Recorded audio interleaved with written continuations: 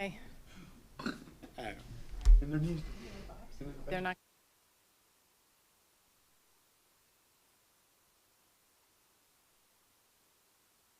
Give that thing a good smack one. Okay, Yeah. smack, okay. 7 o'clock, I'll call the meeting to order with the Pledge of Allegiance.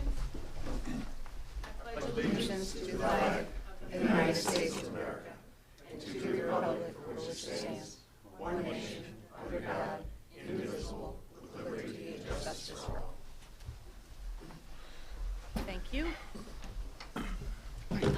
Kelsey, would you like to make roll call, please? Sure. Giovanini, Here. Barr, Here. Gill, Here. S. Horner, Here. Causer, Here. A. Horner, Here. Bradshaw, Howard, Here. Willie. Here. Thank you. In advance of our regular agenda, I will take a moment of silence in honor of longtime Alderman Kurt Myers, who passed away recently. Kurt served on City Council from 2005 to 2022, and with that role, he was also our representative on the library board. So a moment of silence for Kurt.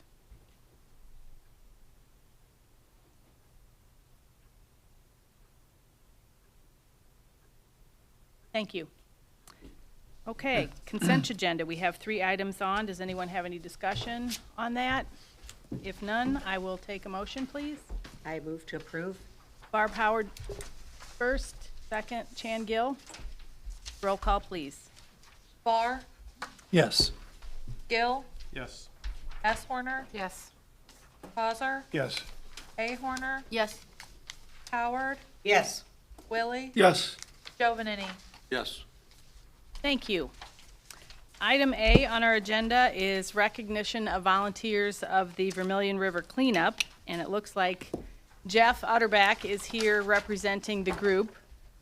If you'd like to stand, Jeff. I'll give a little bit of detail on this. Jeff represents the group of mostly men, but some women, who did the river cleanup conducted by the Livingston County Environmental Association back in September. And I think it's commendable of this group who take their time and efforts, not only on the day that the thing is organized, but on many other days they go scavenging the river to try to get out items that individuals have inappropriately deposited there. A little bit of the data I've got: they collected 40 plus tires, both car and tractor size.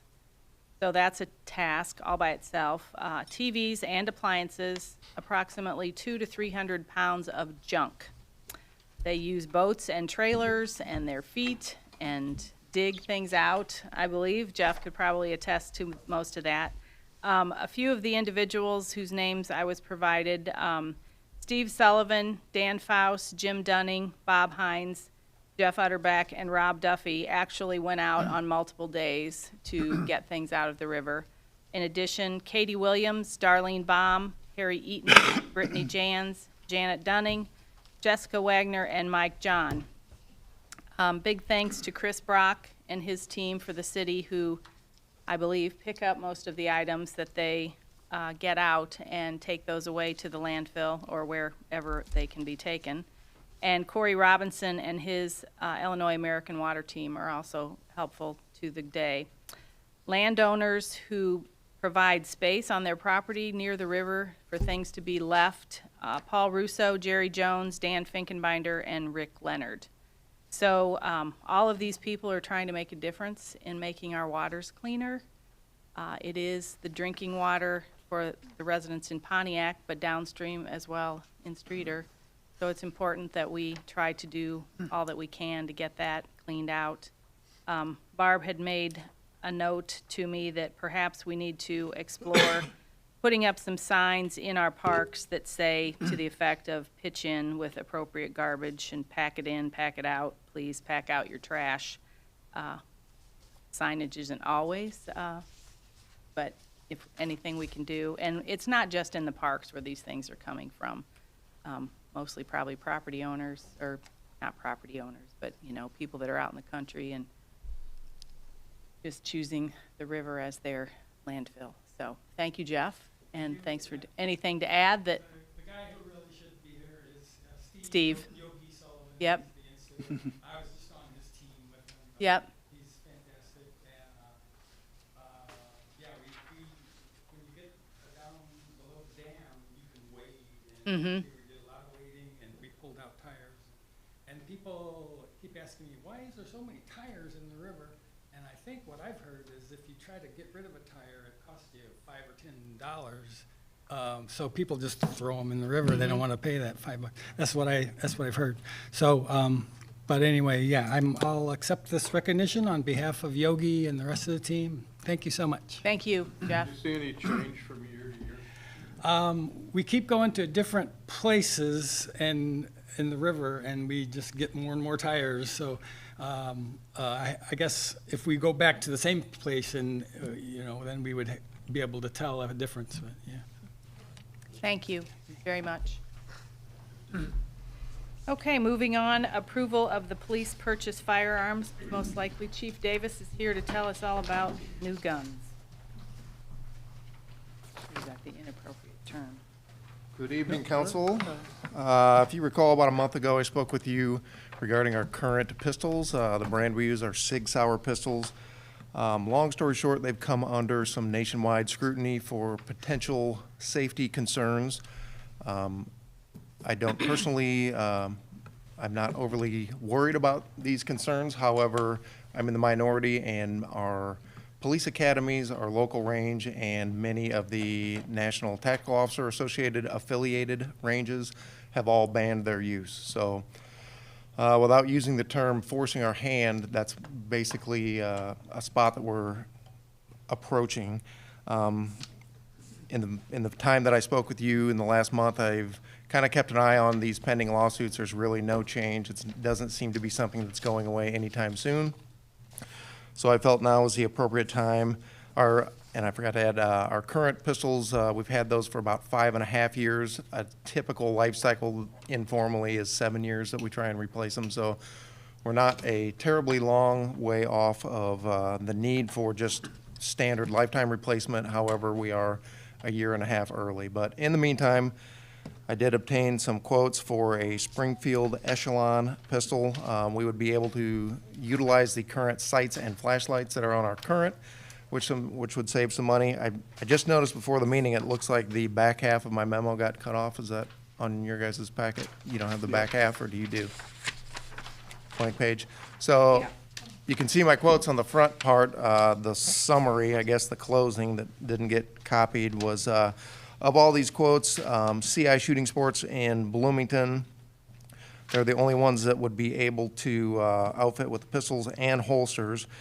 In addition, they would direct order from the factory, so to use these sights without a raised iron sight, you'd have to retrofit every single one, about another $100 cost. So the CI individual gun you'll see is about $20 more.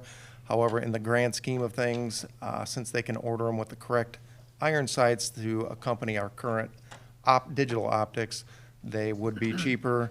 Also, the fact that it's in Bloomington, they have lifetime warranties on their pistols. We've dealt with CI Shooting Sports before, and we've had zero problems. So my recommendation would be to, in addition, if we buy the pistols from them, they give us a discounted rate of holsters. There are other places to get holsters, but they would be slightly higher than what the discounted rate if we buy guns from CI Shooting Sports. So overall, I would gladly take any questions. My recommendation just on face value here is to go with the CI Shooting Sports as the overall lowest cost and lack of having to retrofit a bunch of pistols after we order new ones.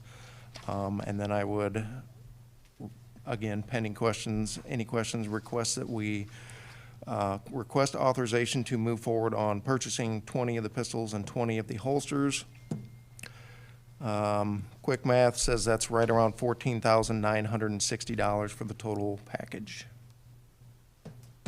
And none of the others offer holsters? None of the others offer holsters or any They don't. There are other places to get them. The other quotes on here are strictly gun people. Okay. Barb. How are you going to dispose of the old ones? Good question. So usually you would get a little trade-in, but with all the pending leeriness, nobody wants them.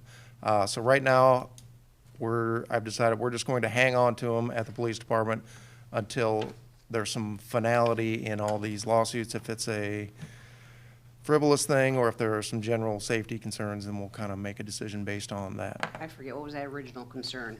Their safety with, Yeah, with the safety on it? inadvertent discharges. A few of them are, if you wiggle a pin in just right, or if you're holding it and slamming off the ground. But I've seen some videos to where people are just standing there and one will discharge in the holster. So whether that's true or not, I don't know. We've thankfully not experienced that here.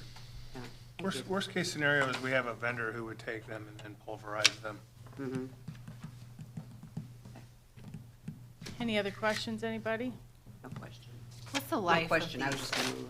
What's the life of these? Like how long? Again, that's based on, our state mandated training, just the amount that they're shot. I mean, I have firearms at my house that are 100 years old. However, these are put to the metal a little bit more. So again, we would go on the 7-year informal switch, but, evaluate it after year 5, 6. Regular exposure to the weather, day in, day out. They tend to get manipulated and used a little bit more than a firearm.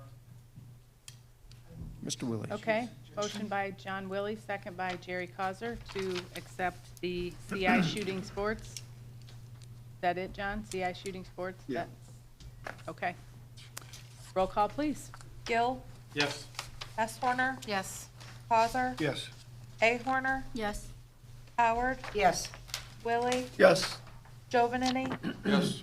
Barr. Yes. Thank you. Item C, approval of the request for qualifications for the wastewater treatment process control. For Duncan.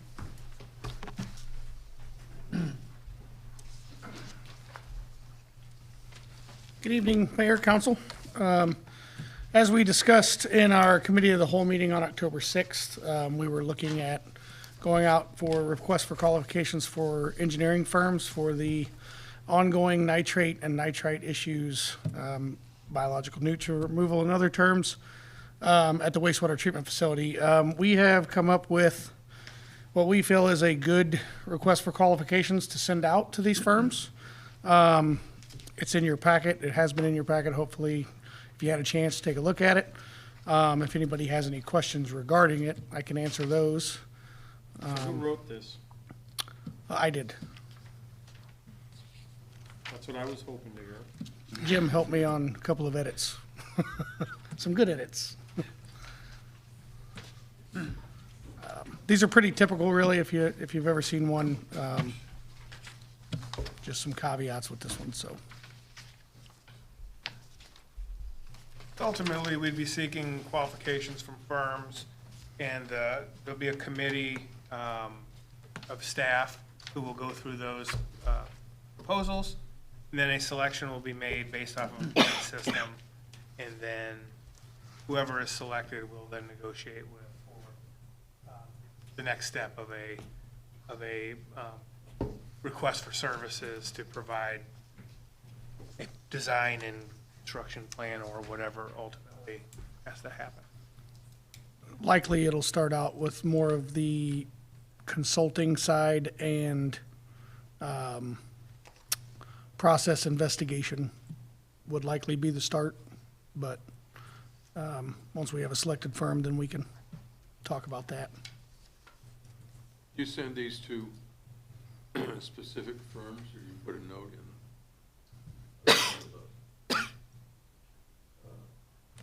publications would go to? So I do send them out in email form to any firm that I'm aware of. And then any firm that I'm not aware of or don't have email addresses for, then it'll be on the city's website. So it doesn't go to like the Dodge report? What's that? Does it go to the Dodge report as well? I do not believe it does. It's not required to go anywhere other than to be published in a newspaper, but we'll, pretty limited on the number of firms that would provide this service, but we'll send it to all of them that we know and any professional organizations. would have an interest.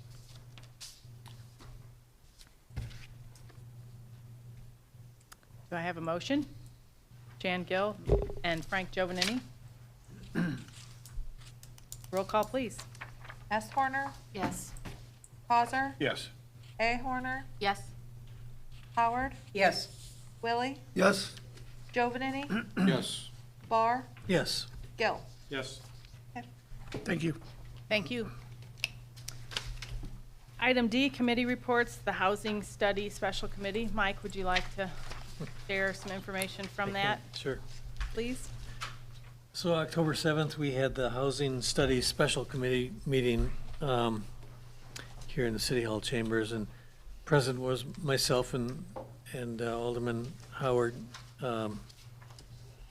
Mayor Eckhoff, Deb Howard, Tina Hammer, and City Administrator Wolford. The old business that we took care of was the land bank update, which we were waiting on CILB out of Urbana to have their board meeting to take up Pontiac's request for membership. October 16th, that was going to happen.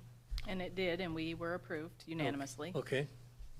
And the new business was, we were discussing incentives for the land bank initiative within the TIF.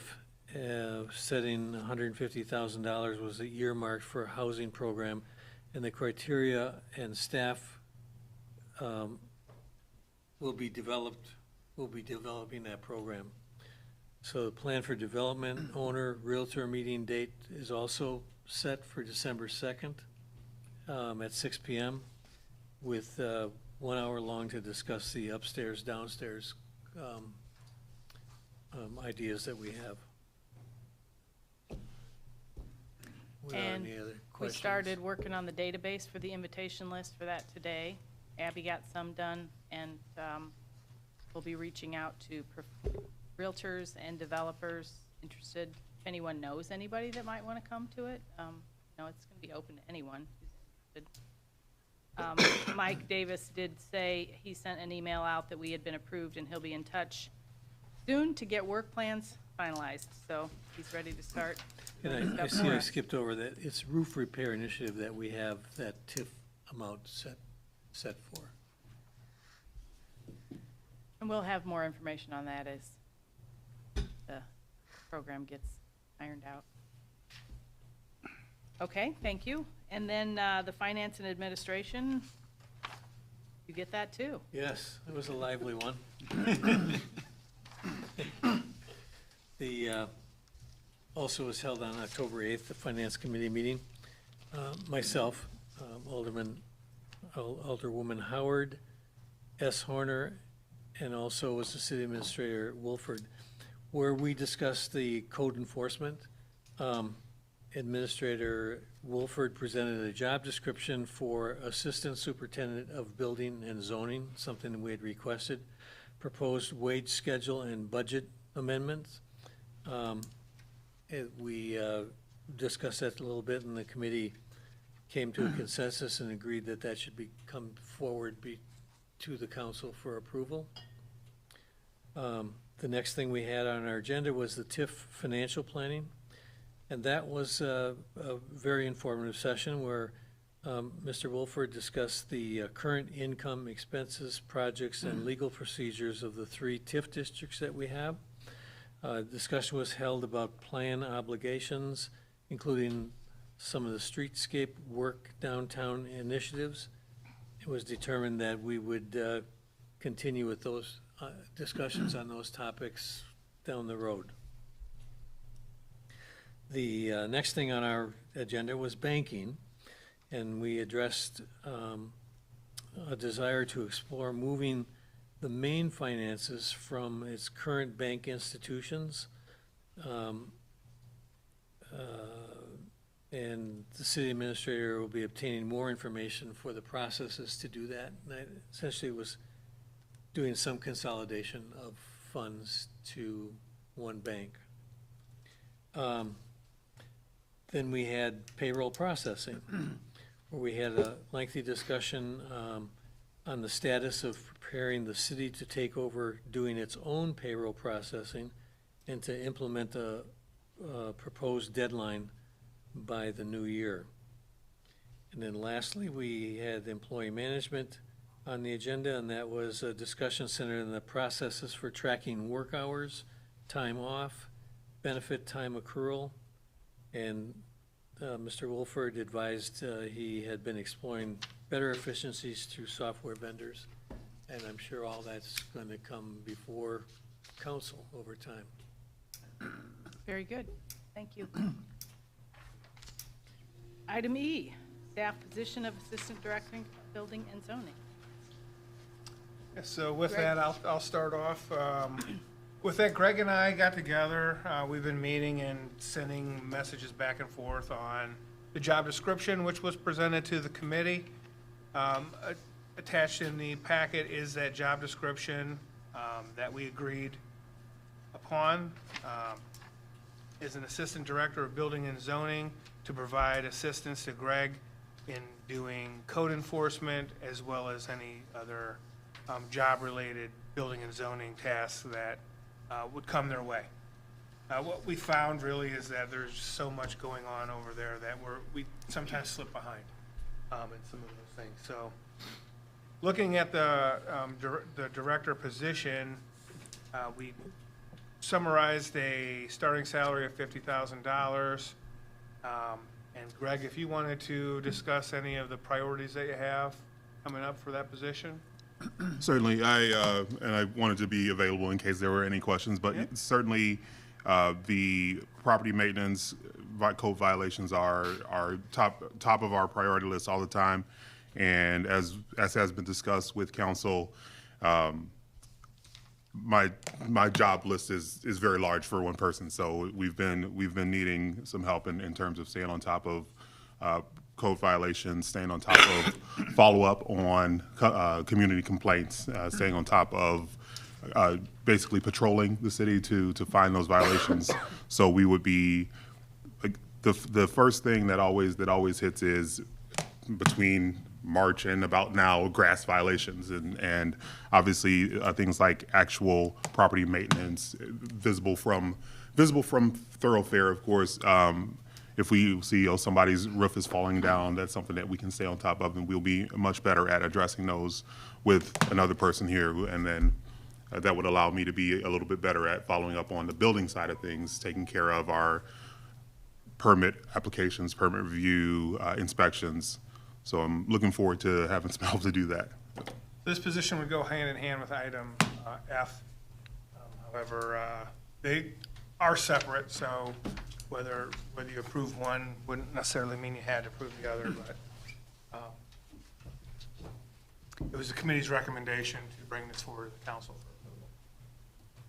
Does anyone have any questions? Concerns? Just a much needed. So I would make a motion for, and you said this is ordinance 2025-02. Well, first we're approving the position. Just the position? Yeah. Yeah. Okay, We'll have to have two votes. okay. So I'd make a motion. Okay, do I have a I'll second second? Second by Barb. Roll call, please. S. Horner, Yes. Cosar, Yes. A. Horner, Yes. Howard, Yes. Willie, Yes. Jovanini, Yes. Barr, Yes. Gill. Yes. Thank you. So now on to ordinance 2025-023, the budget amendment to put in the salary of $50,000 and amend the budget for that addition. So if you look at your sheet, you have an administration budget amendment that shows our salary up to $530,000. That's an addition of $50,000. Insurance up to $110,000. We were thinking this would be in either November or December, so I think that's $3,000 or $4,000 from what it was to the end of the budget year. And then we added some funds for training and education for this position, as well as contingency of new equipment in case something should come up, like if we can't find a vehicle and we need something, or if we need some piece of equipment for doing it. There's supposed to be another part of this that has the general fund summary. Doesn't look like it's on here. However, I would tell you that the general fund, if you look at the summary of the general fund, we still have brought in more money than we'll be expending. And by well over $100,000. Anyone have any questions about that? It's the full-time position. You physically have It the is a room full-time over there? position. We do. We do. Yes, sir. I mean, assuming you would be there, it sounds like he's going to be out and about. Sure. Yes, sir. Yes, sir. There were adjustments also made to IMRF, FICA, and Social Security. Do I have a motion?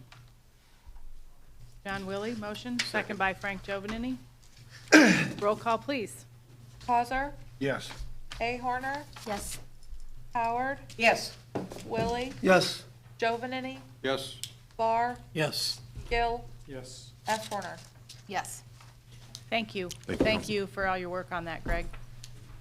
I would just comment that we're gonna update that and make sure the right documents are all attached with this for the public and as well. It's gonna be part of the ordinance that gets filed anyway. That way you can see all of the general fund and the IMRF fund as well, changes. Okay, now I have need for a motion to go into executive session for purposes of property acquisition as authorized under Section 2C2 of the Illinois Open Meeting Act, and we do expect to take action after we come out of executive session. Jerry, motion by Jerry Causer, second by John Willie. Roll call, please. Giovanini, yes. Barr, Yes. Gill, Yes. S. Horner, Yes. Causer, Yes. A. Horner, Yes. Howard, Yes. Willie. Yes. Thank you. I would suggest we just go into the conference room. Okay. And I wouldn't expect us to take that. Okay. That way you guys don't have to leave. Pardon? What are we buying?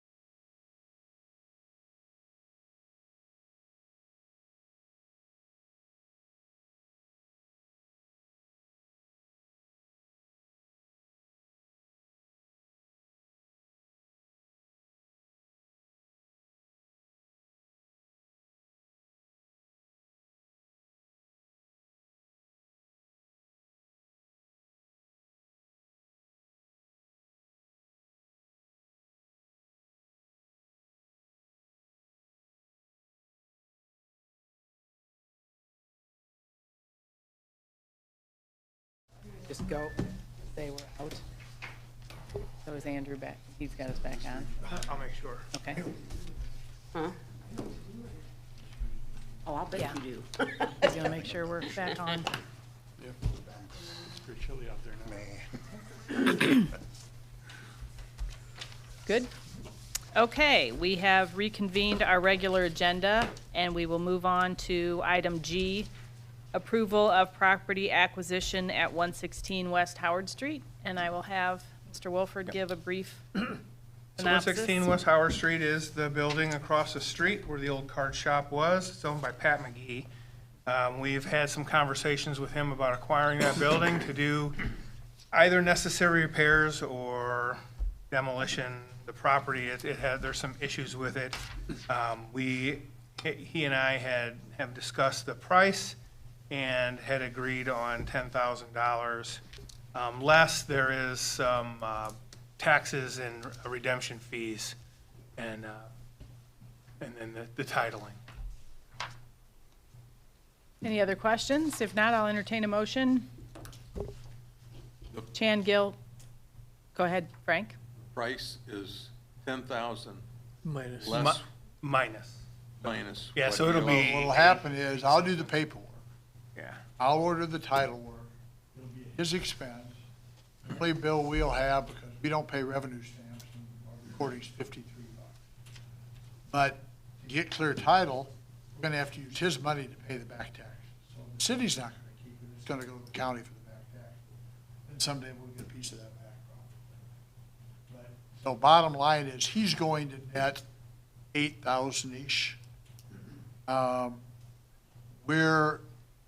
I'm on staff, so there's no extra expense for that part.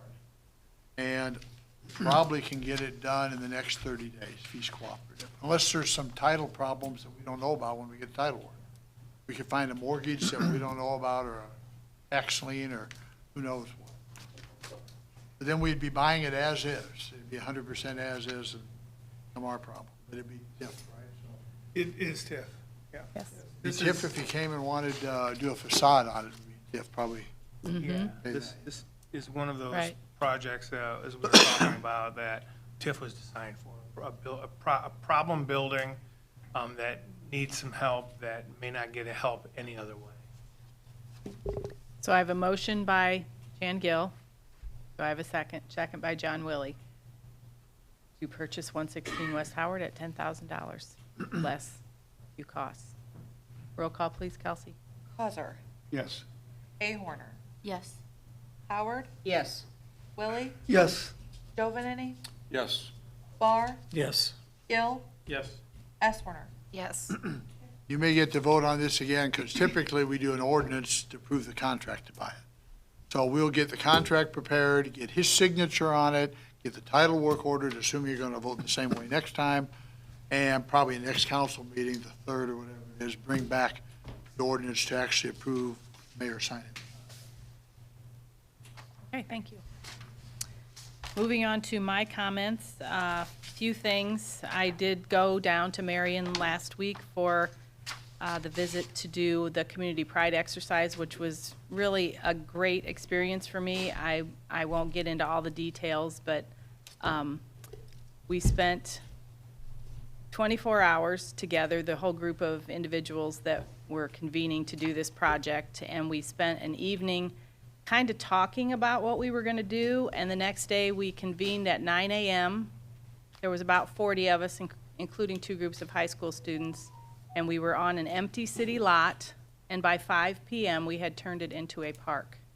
Physically, we put the pieces in place, we did all the construction, it was just an old lot that they had purchased and tore out a house, and it was just a community gathering space, and it was really a great experience. I can't wait to see, we put in a basketball court, but the concrete truck couldn't come, so that wasn't poured yet, so I haven't seen the final pictures, but by 6 p.m. there was already neighbors gathering there. So it was pretty exciting. And hopefully we can do something of that nature here, not the park, but just, come up with it was an area that needed some resurgence. And so we put a bright spot in their neighborhood. as we spoke about Mike Davis, that being finalized with Central Illinois Land Bank, so that's exciting step forward for the housing group. This weekend, the Family Fall Fest at Chautauqua Park, and maybe I'm stealing Jim's thunder here, but 3 to 6 on Saturday, inflatables, magic show, petting zoo, hayrack rides, food, DJ, trunk or treat, lots and fun for the family. There's going to be a movie at 6 p.m. at the end of that, so hopefully the forecast is good. I haven't looked, but make sure and spread that word out. Community visioning tour. Everybody should have a piece of paper at their spot today. This is something Cheyenne and Liz learned about at a conference they were at a few weeks ago. So we're kicking off on Friday afternoon at 5. Anyone who's interested, I think we're going to do a few touch base invitation type things, but meet at Bob and Ringo's, and Cheyenne, and we'll walk around to a few empty buildings in downtown and ask the individuals that come along to just, let's figure out something an entrepreneur can do in this space and vision what we want or need in downtown Pontiac. So they're pretty excited about it from what they learned, so anyone's welcome to come or tell someone who you think might have creative vision and help with that. So I think you all have your invitation from Parks and Rec for the open house next month. And then later this week, I put together a the city holiday decorating contest. Hannah's working on the promotions for it, and so the complete details I think are going to come out in the sewer newsletter along with all of our other channels. But a way to get some community pride going for the holidays. I have about 6 or 7 categories, including each alderman will be asked to choose something in their ward. So I hope that spreads the contest around the city, and there will also be an award for, and not for the choices, but people will make nominations for entries. There'll be a 2-week nomination period, then we'll come up with some judges, and also a small space like apartment porches or balconies, so that really anybody can get in the mood and perhaps be one of the, and then we'll have a list of, it's just hopefully a way to get some holiday spirit going. So that's what I have. Moving on to city council comments. Could the older persons in this holiday thing have a group of judges for their award? If you want to, that would be awesome. Kelly? Yes. Is there anything that can be done to deter the vandalism in Huss and Riverside Park? There were 7 pedestals destroyed or damaged last week. I spent the day with Andrew IT in the closet there Thursday, and he is working on some proposals for some cameras and some other geocaching type of devices for that. Jim could maybe allude to a little bit more. So we're working on, we have cameras around the city, but some of them are not accessible through the cloud. And you have to actually climb up into an attic to go look at them. So we're working on a proposal to upgrade all of those to the cloud and then add some hot spots, which that would definitely be one of them. New libraries. I think it would be beneficial if the public, really start helping us watch those things, the park, just all the parks, all of our public places. And if you see something, say something, because the police can't, they can't be everywhere. So it's really unfortunate that it's happened, because it's costing us time and money and aggravation too. So a lot of good work put into that project. Anyone else, City Council? Okay, City Administrator. I have a couple real quick. We already have begun working from the committee, working on the payroll and benefits software, and that will continue on. Pickleball update is tomorrow. We're going to have a meeting there to do a closeout punch list of the construction part of that project. That is in hopes of getting it able to open. There's still landscaping that has to happen, And Farnsworth is going to make that part of a second punch list that we can happen after that, so tomorrow, we may get some good word and good news. And then, last thing I know, one of the sites that has been kind of problematic for quite some time, Greg has reached out to the owner of the property behind Jimmy John's. It's in terrible condition back there, and he has a follow-up next week for that property. That's all I have. Do I have any public that want to make comments? Yes. Mr. Utterback? I killed 2 birds with Yes, one come on up stone. to the microphone and state your name and address for the city clerk, please. Let me hand out some Okay, visual aids here. okay.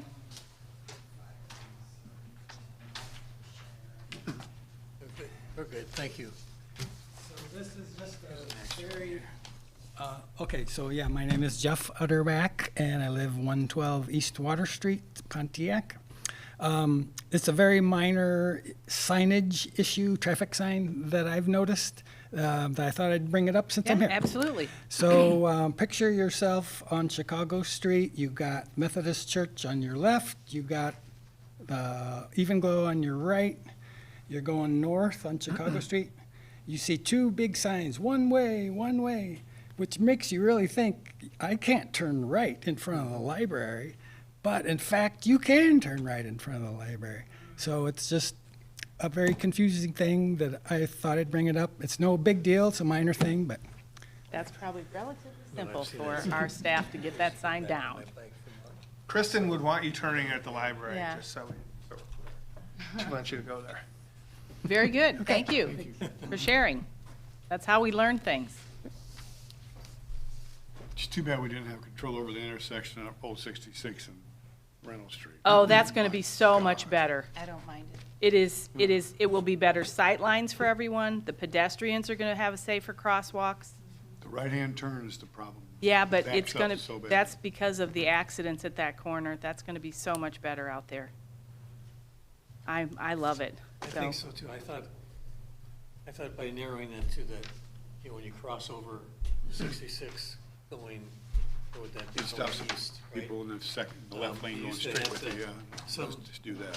If you were a tourist, the tourist would go straight through on that lane. Put in a right turn. And if you were trying to make your left at Thornton's, there'd be a car right there coming across, now they've directed that, so it's just a single lane coming across. Well, something that we might want to consider, and I don't know that we have the legality to do it, but there really should not be left turns allowed out of Thornton's parking lot onto 116, or Reynolds. They should have to go to the stoplight, because that's a really problematic. If you're coming out and you want to go left of the station, I've done it. And coming off of Ladd, you shouldn't be able to turn left into there either. well, if you're at the stoplight turning left, yes, Right. but not out of the parking lot. Right, but then coming off the street too, turning left off the street, that's a quadruple yellow line. It's still not supposed to cross, it's not supposed to turn left. Well, anyway, I think, People do. Some reprogram.